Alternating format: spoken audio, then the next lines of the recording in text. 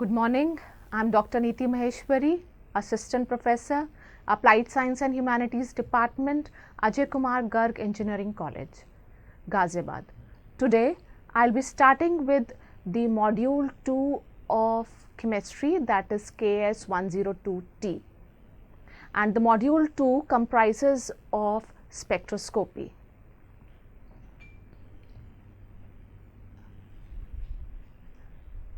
The contents that I will be taking in Module 2 is Introduction to Spectroscopy, then UV Visible Spectroscopy, IR, which is called as Infrared Spectroscopy, then Raman Spectroscopy, and finally Rotational Spectroscopy along with their applications.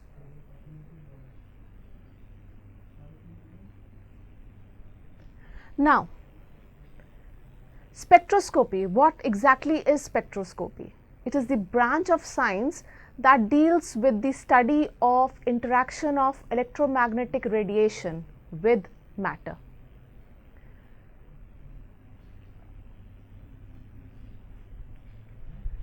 Now, what is electromagnetic radiation?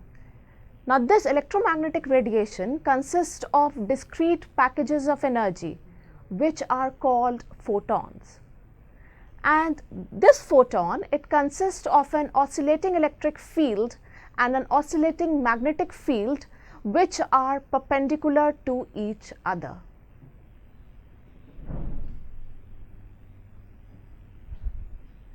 Now, coming how this electromagnetic radiations, they affect the molecules. Here this is the entire range of the electromagnetic spectrum, and they are arranged in the increasing order of wavelength or the decreasing order of frequency. The highest frequency radiations are gamma rays, then the X-rays, then it is vacuum UV, near UV, then visible range, then IR range, microwave and radio waves. These all rays, they comprise the electromagnetic spectrum. Though the light, it travels at the same velocity, but the interaction of these different rays with matter is different. For example, these X-rays, they can pass through the muscles. If a bone gets fractured, then we can find out which bone exactly, which position there is a fracture by using X-rays. If we want to heat some sample, then we can keep it in the IR radiations. So, similarly, different rays, they affect the or they interact with the matter differently. Now, highest frequency rays are the gamma rays or the X-rays. They cause ionization. Then vacuum UV, it is below 200 millimicrons.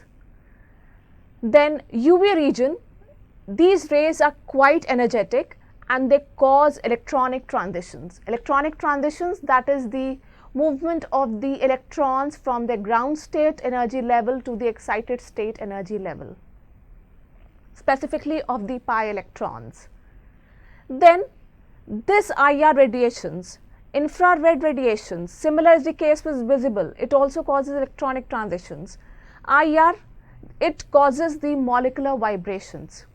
Molecular vibrations, that is the to and fro movement of the nuclei which are bonded through a bond, and if the center of gravity does not change, then it is termed as molecular vibrations. So, it causes the vibrations in a molecule. For example, I have two atoms and they are joined together by a bond. If I pass IR radiations, then the bond will either get stretched or relax, provided the center of gravity does not change. Then the microwave radiations, they are responsible for causing the rotational motion. Rotational motion, if this is the internuclear axis between two atoms, and if I have an axis perpendicular to this internuclear axis, this perpendicular, this is the internuclear region and this is the molecule passing through the center of gravity. an axis which is passing through the center of gravity, and if I rotate the molecule along this axis, then the molecule is said to cause the rotational motion. Finally, the longest wavelength radiations are the radio waves, and these radio waves, they cause the nuclear spin transitions in the molecule. Now, coming to the types of spectra, there are two types of spectra which we can study in spectroscopy: the absorption spectra and the emission spectra. Coming first to the absorption spectra, if an electron moves from ground state to the excited state by the absorption of specific amount of energy, then it is said to be the absorption spectra, because this electrons, they are absorbing the radiation.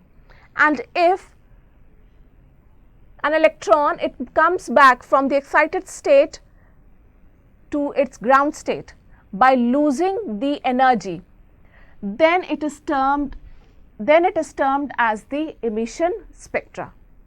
So, two types of spectroscopies are there: absorption spectroscopy and emission spectroscopy. We are going to concentrate on absorption spectroscopy.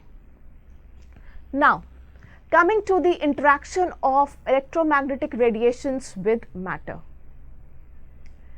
A molecule has different energy levels.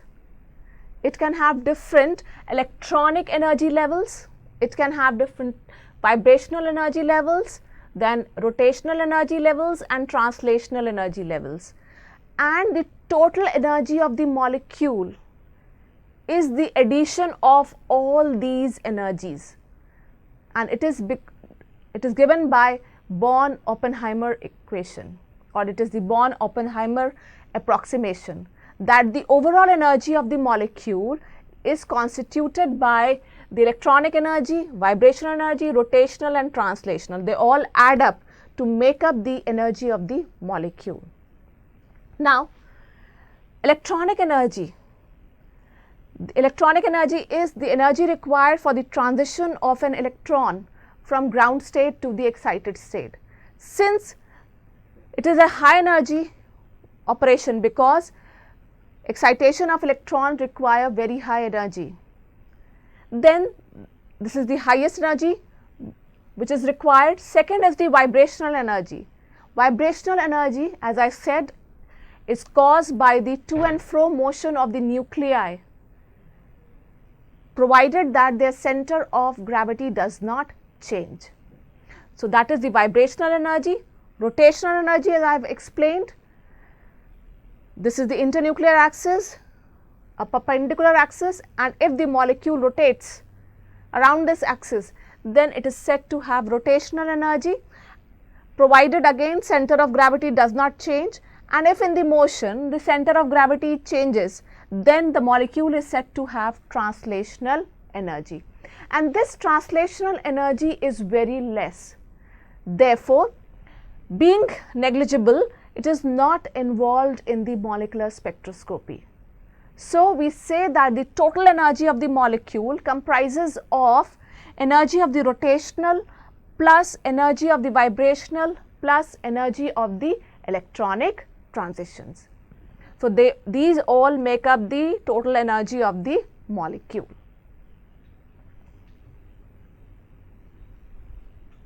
Now, coming to the summary of various types of molecular spectra.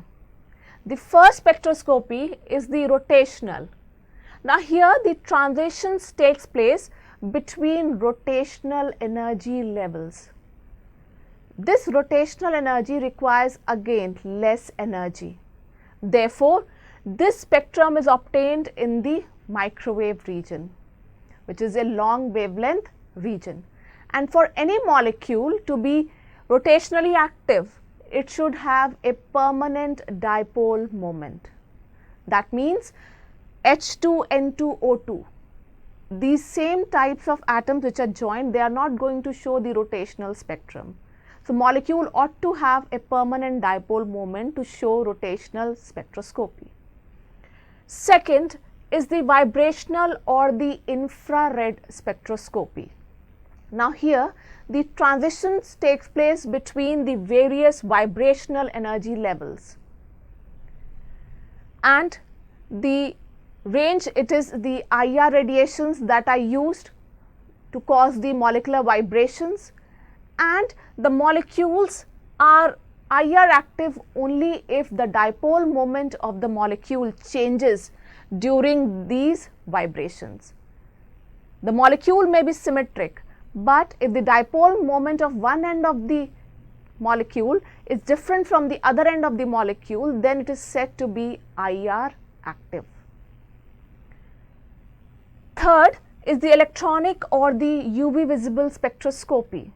Here the transition takes place between the different electronic energy levels, ground state and the excited state, and they cover the UV visible electromagnetic region of the spectrum.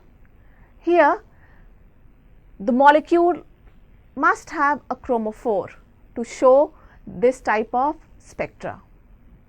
Then nuclear magnetic resonance, it is between different magnetic energy levels of the nuclei, and longest wavelength radiations are used, which are the radio frequency, and the requirement is the spin quantum number should be greater than 1. It should not be, it should be greater than 0. It should not be 0 for molecules or atoms like carbon, which has the atomic number and atomic mass both positive. There the spin quantum number is equal to 0. So molecule, the spin quantum number should be greater than 0. And the next type is the Raman spectroscopy. The transition takes place between the different rotational and vibrational levels, and Raman, it uses the near IR and far IR region of the spectrum, and the requirement is that there should be periodic changes in the polarizability of the molecule. It is not necessary that dipole moment should change, but the molecule, the polarizability of the molecule should change during the course of the vibrations.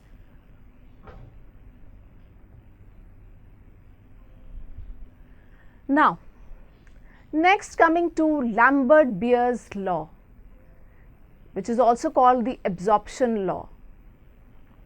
Now, this Lambert Beers Law is a mathematical means of expressing how light is absorbed by matter. Now, how matter is going to absorb light? So, we can derive the equation by using Lambert Beers Law.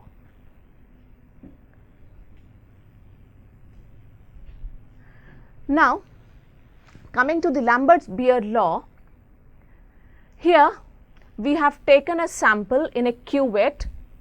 Cuvette has two transparent sides and two translucent sides. So, we keep transparent sides towards the light. So, here we have taken the sample which acts as an absorbing sample of a specific concentration C. Here incident light, a monochromatic light is going to pass and its intensity is I naught, and after passing through through the sample, this light gets transmitted and the intensity of transmitted light is taken as I. So, this is transmitted beam I.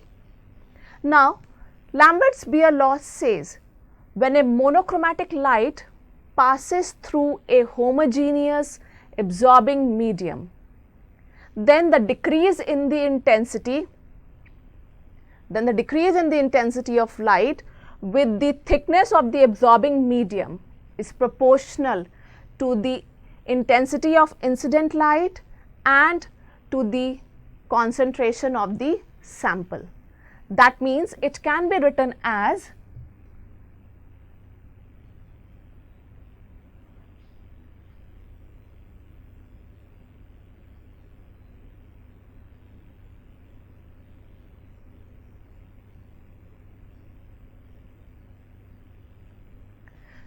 the decrease in the intensity of light, when here the intensity of light is 100%, but here the sample molecules, they are going to absorb light and show a transition from ground state to the excited state. So the intensity of light is going to decrease. So this decrease in the intensity of light with the thickness of the absorbing medium. If I keep on increasing the thickness, then path length will increase, more light will be absorbed. If I decrease the path length, less light will be absorbed. So with the thickness of the absorbing medium, it is proportional to the intensity of light, how much light I have passed, and to the concentration of the sample. What is the concentration? If I increase the concentration of the sample, then obviously absorption of light will increase. So this relationship, it can be expressed as absorbance is equal to log I naught upon IT, that is before absorption, after absorption, incident radiation, transmitted radiation, which is equal to epsilon CL, where capital A is the absorbance and it is also equal to minus log T. Capital T is the transmittance, epsilon is the absorptivity, L is the path length in centimeter, and C is the concentration of the sample. So Beer-Lambert's law is given as absorbance is equal to log of incident radiation by transmitted radiation, which is also equal to absorptivity into concentration into path length, and it is also equal to minus log of T, because transmittance is equal to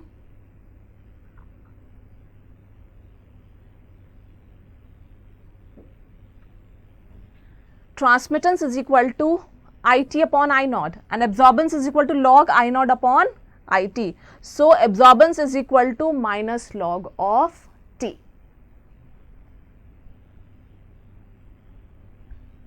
Now coming to the limitations of Beer-Lambert's law. The electromagnetic radiation which is passing through the sample, it should be monochromatic. Single wavelength light should be passed. The light beam, it should not be scattered, and the solution should be diluted. If concentrated, then the equation will not work. The solution should be diluted. Next, I'll start with the first spectroscopy, that is the principles of UV visible spectroscopy.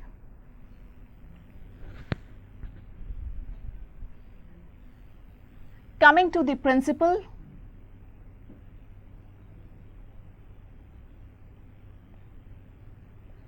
now UV visible, ultraviolet or visible spectroscopy, it involves the absorption of UV or visible light by a molecule, causing a promotion of an electron from a ground state to an excited electronic state.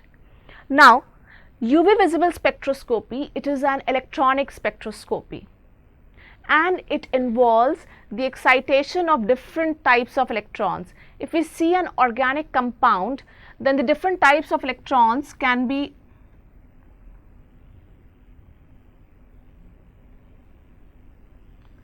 sigma, pi and non-bonding electrons.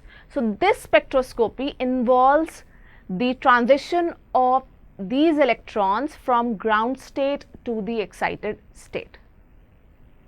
The region of UV visible spectroscopy is from 200 nanometers to 800 nanometers, 200 to 400 UV, 400 to 800 nanometers visible range. And the common solvent which is used for preparing sample to be analyzed, it is either ethyl alcohol or cyclohexane.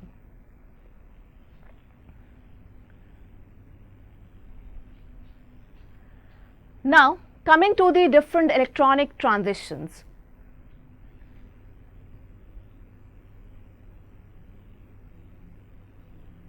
As I said, there are three different types of electrons: sigma electrons, pi electrons and non-bonding electrons. So coming to the energy, if we see, it is very difficult to break a sigma bond. So it is the strongest bond, that means its energy is least. Then pi electrons, they have more energy, and non-bonding electrons, again they have higher energy than the sigma or the pi electrons. So, sigma electrons, pi non-bonding. So, sigma bonding contains sigma electrons, pi bonding double unsaturation contains pi electrons, and heteroatoms, they contain unshared pair of electrons, that is the non-bonding electrons.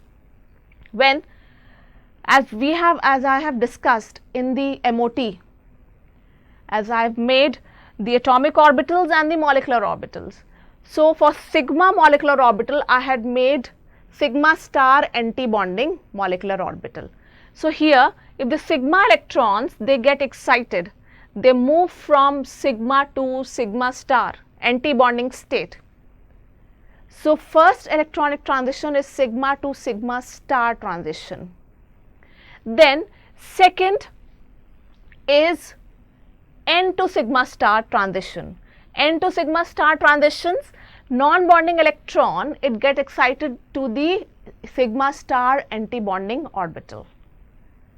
Then next is pi to pi star, unsaturation, double bond, triple bond, aromatics, they contain unsaturated double bond, unsaturated centers, and they contain pi electrons. So, those pi electrons, they get excited from the pi bonding to the pi star anti-bonding state. And N to pi star transition, if there are non-bonding electrons adjacent to the conjugated system, then these non-bonding electrons, they can utilize the pi star anti-bonding orbital for excitation. So, 4 types: sigma to sigma star, N to sigma star, pi to pi star, and N to pi star transitions. So, 4 different types of transitions are shown, and from the energy levels you can see this requires highest energy, then N to sigma star, then this requires less energy, pi to pi star, and least energy is required by N to pi star transitions.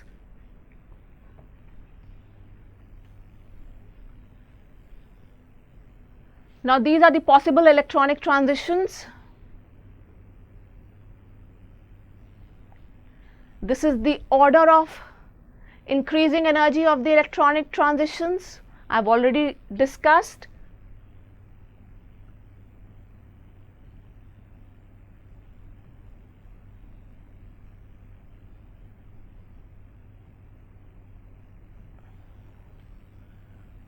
Now, I will discuss. These are the possible sigma to sigma star, pi to pi star, N to sigma star, and N to pi star transitions.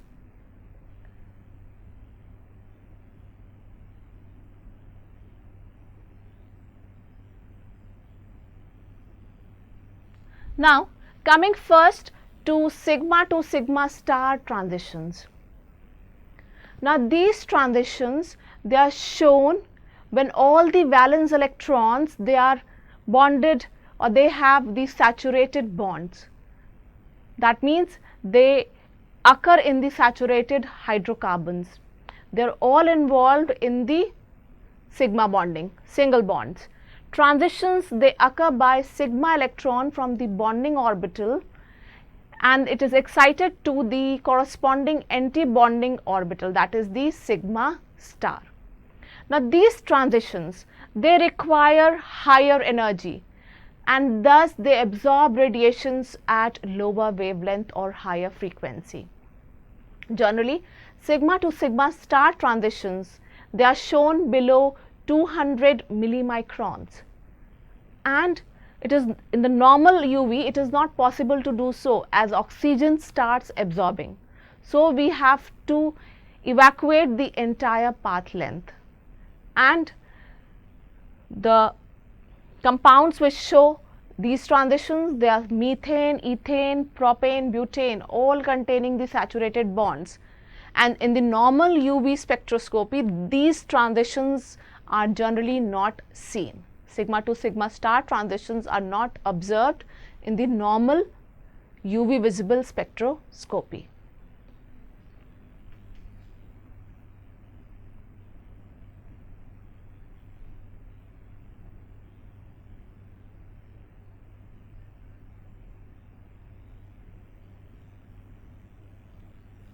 Now, next coming to pi star transitions.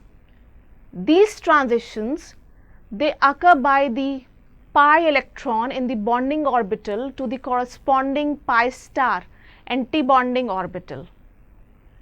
And these transitions, they are associated with compounds containing double bond, triple bond and in aromatic compounds. That means those compounds which contain double bond or which contain triple bond and they are aromatic because they are going to contain the pi electrons. And these transitions, they require less energy and they occur at higher wavelength. Compounds like alkenes, alkynes, carbonyls, nitriles, aromatic compounds, they all undergo pi to pi star transitions.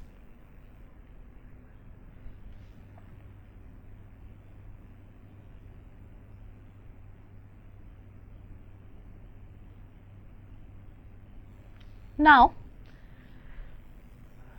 next is the N to sigma star transitions. Now, these transitions, they are generally shown in the saturated compounds which contain the atoms with unshared pair of electrons, that is the lone pair of electrons like oxygen, nitrogen, sulfur and halogens, and they are capable of N to sigma star transition. For example,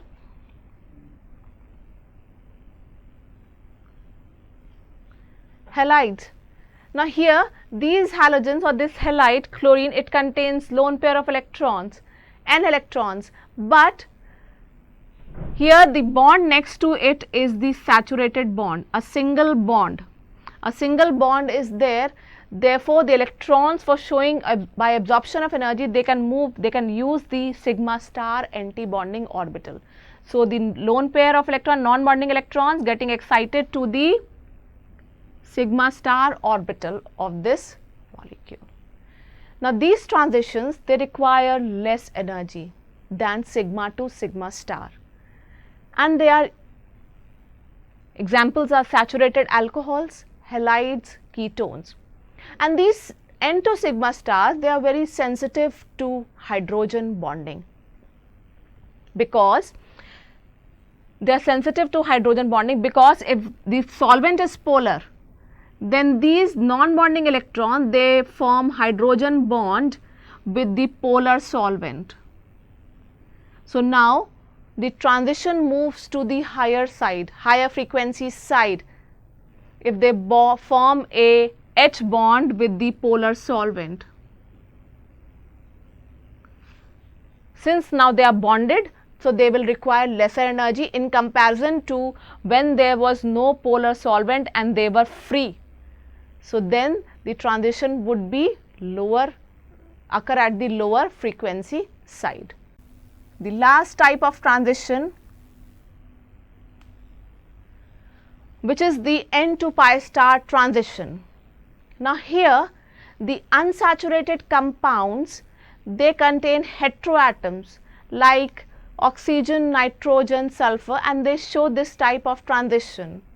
And here the electron from the non-bonding orbital, it is promoted to the anti-bonding pi star orbital, and the compounds which contain double bond involving heteroatom like carbonyl compounds like cyanides, NO groups, they undergo such transitions, and these transitions, they require minimum energy, therefore, they occur at the longer wavelengths, and the wavelength can be around 300 nanometer.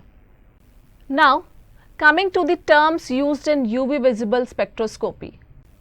The first term is the chromophores, and chromophores are that part of the molecule which are responsible for imparting or giving color to the compound. For example, nitro group, it imparts yellow color to the compound. So, chromophores, now they are known as the covalently bonded unsaturated group which is responsible for electronic absorption. Chromophores, they can show absorption due to N to pi star or pi to pi star transitions. So, chromophore can show transitions, they can be of two types, one showing only or containing only pi electrons and undergoing pi to pi star transition, and the second type of chromophore which contains both n and pi electrons and they undergo n to pi star or pi to pi star transitions.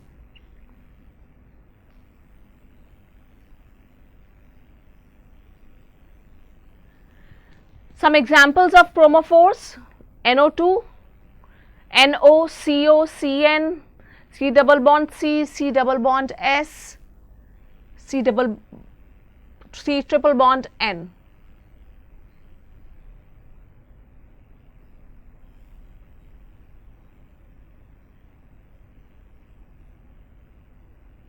Now, when double bonds they are in conjugation, then the lambda max, I am going to discuss later what is lambda max, is shifted to longer wavelengths. Here you can, I have taken two examples. Here the two unsaturated groups are at far ends, but here you can see in this molecule, this unsaturated groups are in conjugation. So, when this example is of 1,5-hexadiene, here when these unsaturated groups they are present in conjugation, then the wave absorption it shifts towards the longer wavelength. That means even lesser energy is required to excite these electrons. How? I am going to discuss later.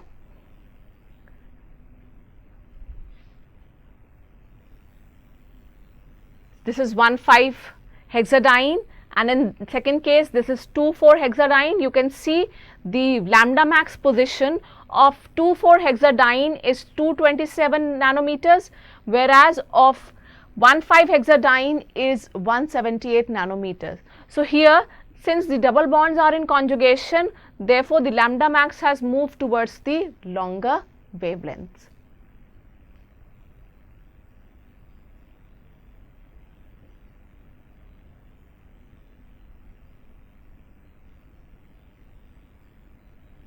Now, second term which is used is oxochrome. Now, oxochrome is not a color imparting group, it is a color enhancing group. That means alone oxochrome does not impart any color, but if in a molecule a chromophore is present, then chromophore is present and oxochrome is also present, then it changes the intensity as well as the wavelength of the absorption maximum. How? For example,